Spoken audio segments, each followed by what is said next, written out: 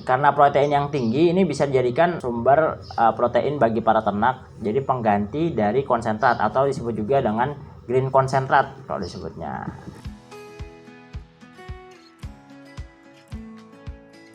Assalamualaikum warahmatullahi wabarakatuh. Selamat pagi sobat kandang juragan semuanya yang sedang menyaksikan video ini. Kembali bersama saya Fahri Ramadan. Jadi kesempatan kali ini saya akan memperkenalkan kembali salah satu jenis hijauan pakan ternak unggul yang wajib ditanam untuk para peternak nih kalau mau mengefisiensi biaya dalam pemberian pakan ternak. Nah, ini dia ada di samping saya. Mungkin udah pada tahu ya dari judulnya, ini adalah pohon indigo vera. Jadi pohon indigo vera ini sebenarnya punya karakteristik yang sangat unggul ya. Jadi sebenarnya udah existing atau sebenarnya udah ada di sebagai tanaman liar, tapi kemudian baru serius dijadikan sebagai pakan ternak itu semenjak tahun 2000-an. Salah satu yang mengembangkan awal tanaman ini adalah Prof. Lucky ya dari Institut Pertanian Bogor. Tanaman ini disebut juga sebagai tanaman leguminosa ya, atau termasuk dengan tanaman leguminosa atau dikenal juga sebagai polong-polongan. Nah, ini sebenarnya jenisnya sangat banyak.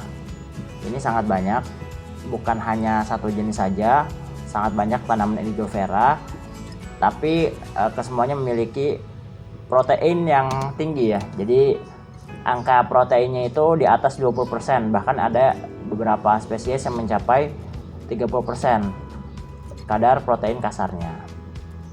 Nah, kenapa sih kita harus menanam tanaman indigo vera ini? Dia memiliki beberapa keunggulan. Yang pertama, salah satunya karena dia ini merupakan tanaman polong-polongan.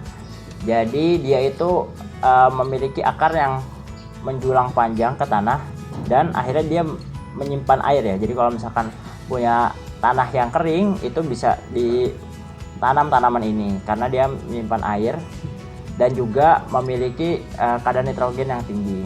Jadi dia mengambil nitrogen dari udara kemudian disimpan di akar-akarnya sehingga membuat tanah yang ada di sekitarnya itu jadi subur. Walaupun dia tahan kering ya, tapi di awal memang harus tetap ya, ketika penanaman tentu membutuhkan air di sebulan pertama untuk mendukung pertumbuhannya ya. Jadi biar pertumbuhannya tetap maksimal, pertumbuhan daun, batang maupun akarnya ke bawah. Nanti setelah itu baru dia bisa mencari air sendiri karena nanti akarnya kemana-mana gitu ke bawah. Nah, kenapa sih kita harus menanam ini? Karena ini juga memiliki palatabilitas yang tinggi dan juga selain itu punya zat anti nutrisinya tuh rendah gitu. Nah, ini bisa digunakan sebagai macam-macam ya. Jadi ini bisa digunakan sebagai pengganti konsentrat.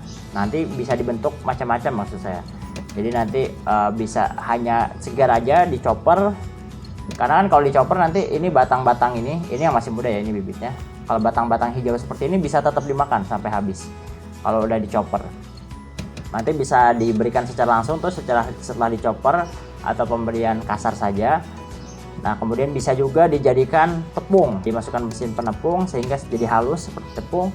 Bisa juga dijadikan pelet ya. Nah, itu kalau misalkan kita mau menyimpannya untuk jangka waktu yang panjang. Harapannya dengan menanam ini kita akan mengefisiensi biaya pakan ternak yang seperti beberapa kali saya bahas. Dengan menanam hijauan ini kita dapat mengurangi kebutuhan pembelian pakan ya. Jadi yang harusnya tadi kita beli kita bisa mengambilnya dari lahan kita sendiri. Walaupun ya itu bisa dilakukan secara bertahap ya. Bisa secara bertahap. Mungkin kalau misalkan Bapak Ibu sekarang sudah menggunakan konsentrat, apalagi usahanya di bidang penggemukan, ini bisa dijadikan salah satu alternatif untuk tambahan pakannya. Jadi bisa mengurangi biaya untuk membeli pakan. Karena protein yang tinggi ini bisa dijadikan sumber protein bagi para ternak, jadi pengganti dari konsentrat atau disebut juga dengan green konsentrat kalau disebutnya. Karena kan sekarang ini 70% ya, 70% pakan ternak itu kita masih impor. Kalau bisa ya kita kurangi perlahan demi perlahan untuk memberikan efisiensi dalam bidang peternakan, khususnya di bagian pakan.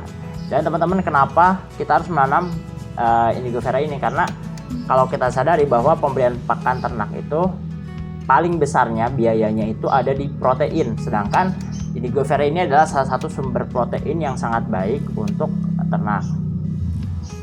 Dan dia juga tadi ya, selain mengandung protein yang tinggi, juga mengandung unsur-unsur lain yang bisa memenuhi ya kebutuhan ternak.